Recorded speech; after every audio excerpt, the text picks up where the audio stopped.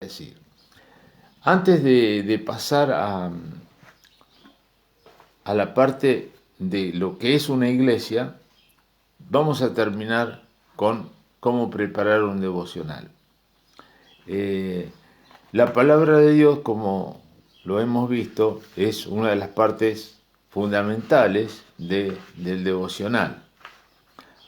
Es necesario que nosotros leamos la palabra de Dios, la conozcamos y sobre todo hoy que se usa tanto las aplicaciones, los teléfonos, las tablets y todo eso, y muchas personas aún ni llevan Biblia a las iglesias y a veces lo miran a través del teléfono, a través de estas cosas.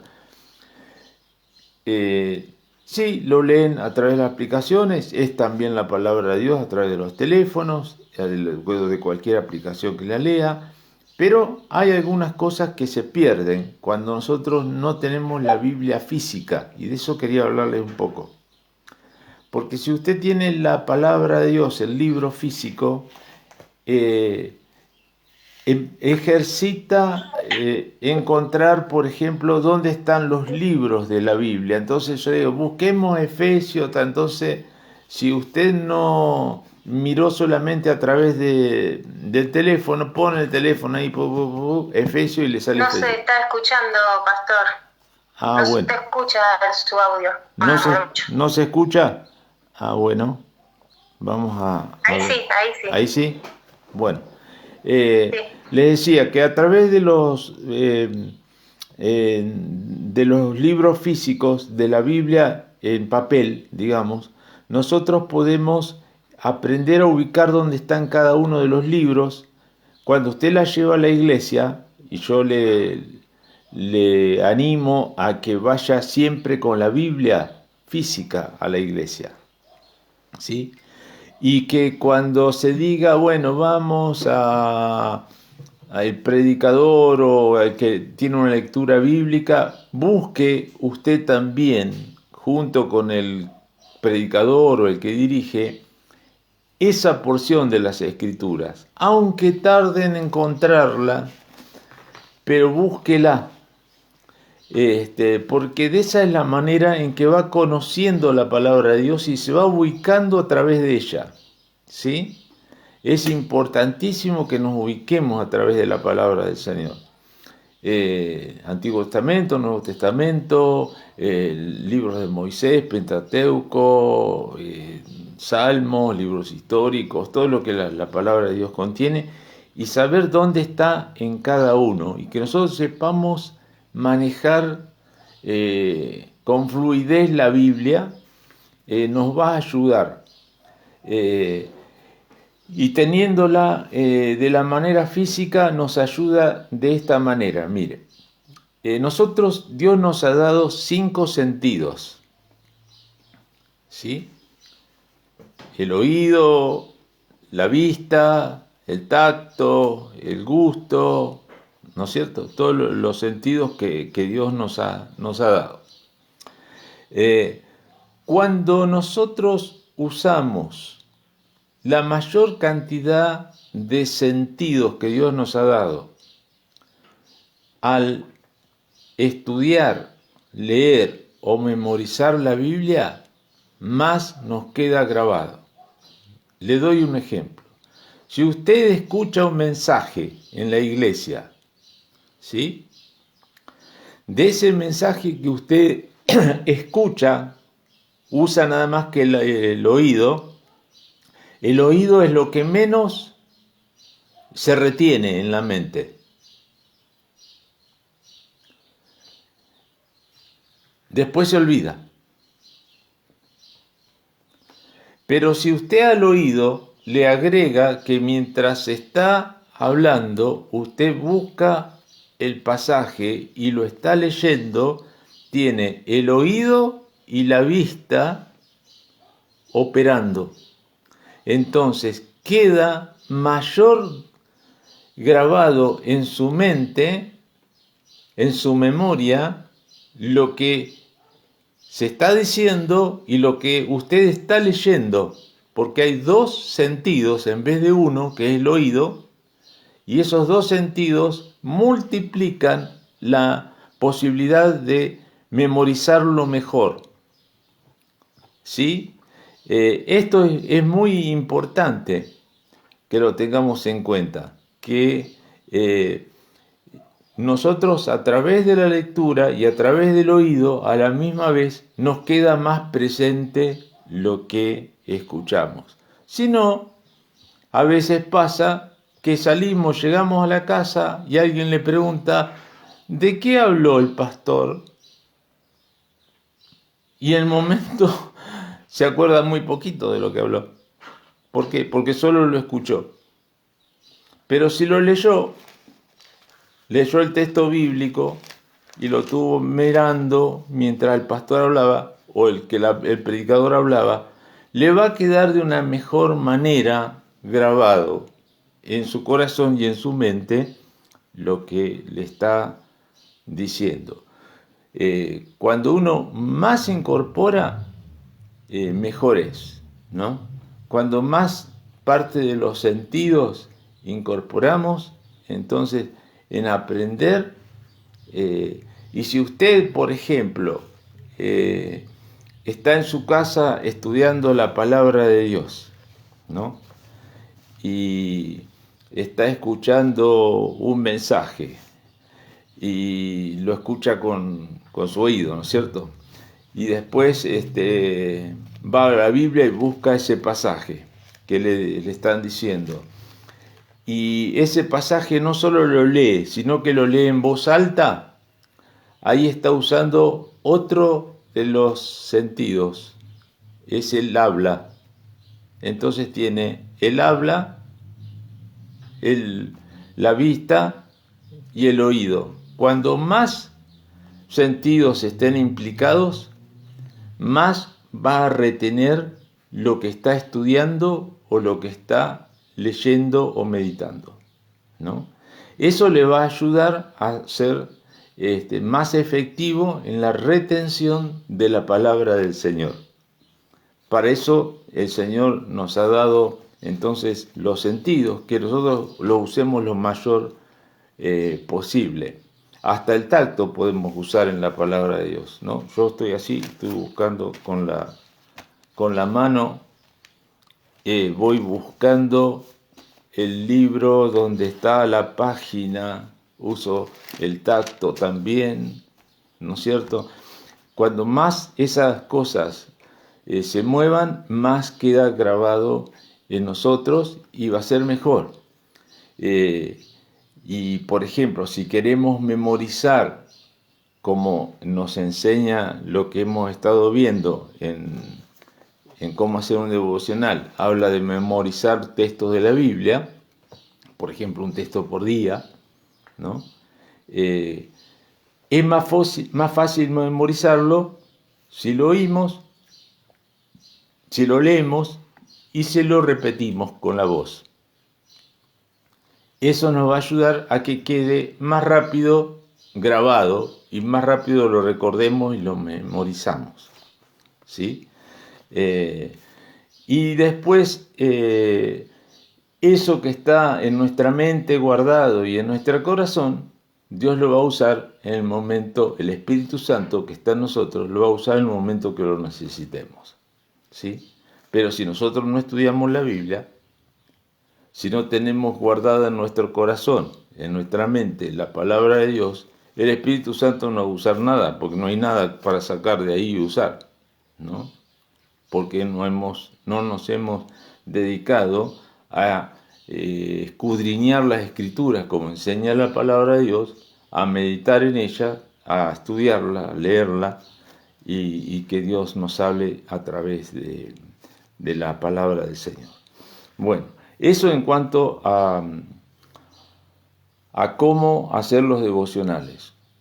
Tienen una guía ahí en los capítulos anteriores del curso de discipulado que les recomiendo que los repasen y los lleven a la práctica. Hay cosas prácticas para hacer y lo pueden hacer en sus casas durante la semana. y le van a ayudar a empezar a hacer un devocional cada día. Le va a ser de ayuda esa guía que ustedes tienen. Bueno, vamos a empezar hoy a lo que es la iglesia del Señor. ¿Qué es la iglesia? ¿No? Quizá lo que primero tendríamos que decir, lo que no es la iglesia, ¿no? Acá no empieza con eso, empieza directamente con lo que es la iglesia, pero antes hagamos un comentario de lo que no es la iglesia. La iglesia, en la Biblia, en la palabra del Señor, no es, por ejemplo, una catedral, no es, por ejemplo, un templo, no es un salón, no es un edificio, ¿no? No es la iglesia católica que la llaman la iglesia y se refieren a todos los... cuando se habla de la iglesia, habla de todo el magisterio de la iglesia, todos los curas, digamos, los obispos y todo eso, a eso le llaman la iglesia. Eso no es la iglesia que la Biblia nos dice que es, ¿no? La iglesia no es nada de eso.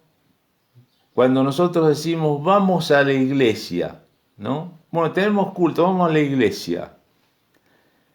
Está bien y no está tan bien decir vamos a la iglesia. No es tan exacto, ¿no? Nosotros nos entendemos, decimos voy a la iglesia y ya sabemos a dónde vamos. Vamos allá al templo, ¿no? O al salón y nos vamos a juntar con los hermanos, vamos a tener un culto, ¿no? Pero en sí la iglesia no es nada de eso, no son paredes, no es un espacio determinado, ¿no? No es nada de eso la iglesia del Señor. Y ahora vamos a ver, a través de su palabra, qué significa la iglesia, qué es la iglesia y qué es el hecho de ser miembros de la iglesia, ¿no? Ahora no pasa tanto como pasaba tiempo atrás, en la época que yo me convertí, por ejemplo. Usted se convertía, se entregaba a Cristo, empezaba a congregarse, y llegaba un momento que cuando usted se bautizaba pasaba a ser miembro de la iglesia y le daban una credencial que decía que usted era miembro de la iglesia pentecostal, por ejemplo, Asamblea de Dios. Y tenía un número de miembro y todo así, y tenía sus responsabilidades como miembro de la iglesia. Ya no era una persona que iba a la iglesia simpatizante, sino que ya era parte de la iglesia, pertenecía a esa iglesia como miembro y tenía sus responsabilidades y sus derechos dentro de la iglesia. Esas cosas con el tiempo se han ido perdiendo, a mi gusto tendrían que volver, porque nos ayuda a estar más comprometidos con las cosas del Señor y con la obra de la iglesia de Jesucristo. Pero bueno, vamos a ver nosotros qué es ser miembro de una iglesia. No es tampoco ser miembro de la iglesia cuando te dan el carné. Eso es algo desde el punto de vista legal para organizarnos, para organizar la iglesia, porque ser miembro de la iglesia de Jesucristo es otra cosa, que es lo que vamos a estudiar nosotros ahora, ¿sí? Lo que ustedes tienen, dice el primer punto del capítulo, la lección número 9, dice, la iglesia es algo creado por Dios. Es única porque la iglesia es un pueblo especial llamado por Dios. Él ha llamado a todos al arrepentimiento. El pecador que responde al llamado divino nace de nuevo y se convierte en miembro de la familia de Dios. La iglesia es nacida de Dios. Así que acá nos aclara esto.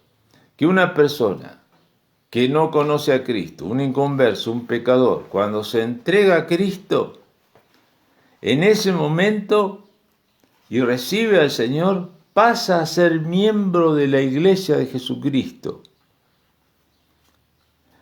La iglesia, puede haber una iglesia local, por ejemplo en Azul, otra en Tandil, otra iglesia que yo en La Barría, en todos lados hay iglesias locales. Pero hay una iglesia que es universal, que es la de todos los creyentes, no es la de Dios, no es la de Pare de Sufrir, la universal, ¿no? Sino que estoy hablando de la iglesia que es compuesta por todos los creyentes de todos lados que han entregado su vida a Cristo, no importa raza, color, nación, ciudad en la cual esté, somos parte del cuerpo de Cristo, somos parte de la iglesia. Cuando nos entregamos al Señor, nacemos de nuevo en el Evangelio, nacemos por medio del Espíritu Santo, tenemos en ese momento el Espíritu Santo de Dios y somos entonces miembros de la iglesia de Dios. Cada uno de los cristianos somos miembros de la iglesia del Señor. Tengamos credencial o no tengamos credencial de la iglesia local, si nos entregamos a Cristo, somos miembros de la familia, de la iglesia de Dios, del cuerpo de Cristo que es la iglesia de Dios. Eso es lo que nos enseña la palabra de Dios. Efesios capítulo 2, versículo 14 y 15, dice lo siguiente. Dice, porque Él es nuestra paz, que de ambos pueblos, y acá se refiere al pueblo de Israel y a la iglesia de Jesucristo, de los gentiles, también que somos parte del pueblo de Dios. De ambos pueblos hizo uno, derribando la pared intermedia de separación que había entre judíos y gentiles. O sea, gentiles son los que no son judíos, o sea, nosotros, que no somos judíos, somos gentiles.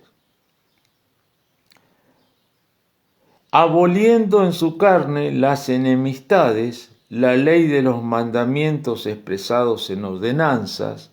Por ejemplo, un gentil no podía entrar a determinadas partes del templo de Jerusalén porque no era judío. Todas esas cosas ya no están ahora. Dios terminó con todas esas cosas cuando viene nuestro Señor Jesucristo, como nos va a decir acá. Dice, para crear en sí mismo de los dos un solo y nuevo hombre, un solo y nuevo pueblo, haciendo la paz y mediante la cruz reconciliar con Dios a ambos, a los judíos y a los gentiles, matando en ella las enemistades. Quiere decir que ya sea que yo sea judío o que sea gentil, para ser parte de la iglesia de Jesucristo, no sirve solamente con que sea judío. Tengo que entregarme a Cristo, sea judío o no sea judío. Cualquier ser humano se tiene que entregar a Jesús, recibir al Señor como su Salvador y pasa a ser parte del pueblo de Dios y pasa a ser parte de la iglesia de Cristo, que es creada por Dios, es una creación de Dios, la iglesia del Señor Jesucristo. Pertenecemos al Señor y pasamos a ser parte mediante la sangre que Jesús derramó en la cruz del Calvario. Entonces ahora nosotros tenemos la posibilidad de ser parte del pueblo de Dios, cuando antes los gentiles no éramos pueblo de Dios, pero ahora sí lo somos por medio de Jesucristo. Y los judíos también lo tienen que ser, recibiendo a Jesucristo de la misma manera que también los gentiles lo reciben, ¿no? Eso es lo que estamos en el tiempo que estamos ahora, que es el tiempo de la gracia. Antes era la ley, hasta Jesucristo era el tiempo de la ley. Todo lo que el Antiguo Testamento era, con todos los rituales de llevar los corderos, de ofrecer los sacrificios y todas esas cosas, que eran un tipo de lo que iba a ser Jesucristo, que cuando Juan el Bautista vino dijo: este es el verdadero cordero, o sea, el cordero de Dios que quita los pecados del mundo, no los corderitos que llevaban los judíos al templo y que hacían sacrificar, sino eso era como un tipo de lo que iba a ser Jesús, muriendo en la cruz del Calvario como el Cordero de Dios por tus pecados y por los míos, para que nosotros ahora seamos pueblo de Dios, seamos iglesia de Jesucristo, comprados por la sangre de Jesucristo. El Señor nos redimió para hacernos su iglesia. Efesios capítulo 1, ahí nomás, del 4 al 10, menciona, dice, algunos de los beneficios que nos acarrea el pertenecer a la iglesia del Señor, a la familia de Dios, porque ahora somos hermanos en la fe, tenemos un mismo Padre, nuestro Señor, somos hijos de Dios y somos hermanos en la fe, y pertenecemos entonces ahora a la familia de Dios. Antes estábamos fuera de la familia de Dios, ahora somos familia de Dios, ahora somos hermanos en Cristo y tenemos un Padre porque somos hijos de Dios, adoptados hijos de Dios por medio de nuestro Señor Jesucristo. Amén. Vamos a leer entonces del capítulo 1, versículo 4 al 10, aquellos beneficios que nos acarrea pertenecer al Señor. Dice: según nos escogió en Él antes de la fundación del mundo, para que fuésemos santos y sin manchas delante de Él. Entonces, Él nos escogió para vivir en santidad. Nosotros éramos pecadores, seguimos siendo, pero ahora somos pecadores redimidos.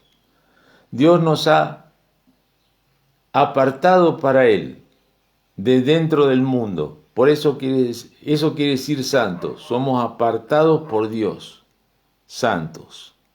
Esa es la bendición, ¿no?